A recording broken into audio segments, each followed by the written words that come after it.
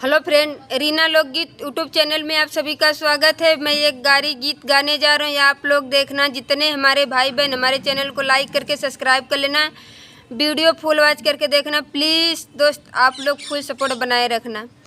आजमगढ़ में रेल चले ले गहुआ में दुपहिया, आजमगढ़ में रेल चले ले गहुआ में दुपहिया। समधी के बहिना भाग गई, समधी के बहिना भाग गई। आई हो दादा कहिया, समधी के बहिना भाग गई। आई हो दादा कहिया, समधी के बहिना भाग गई। पुलिस हेरे दरोगा हेरे न सिपहिया, पुलिस हेरे दरोगा हेरे न सिपहिया।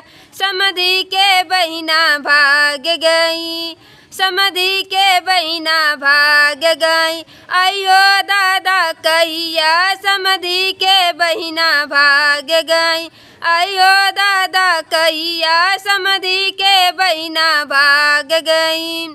आजमगढ़ में रेल चले ले गहुआ में दुपहिया, आजमगढ़ में रेल चले ले गहुआ में दुपहिया।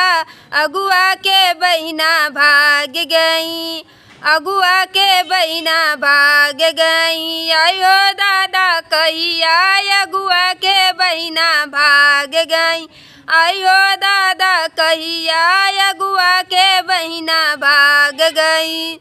पुलिस हेरे दरोगा हेरे न सिपहिया, पुलिस हेरे दरोगा हेरे न सिपहिया। अगुआ के बहिना भाग गई, अगुआ के बहिना भाग गई। आयो दादा कहिया, अगुआ के बहिना भाग गई।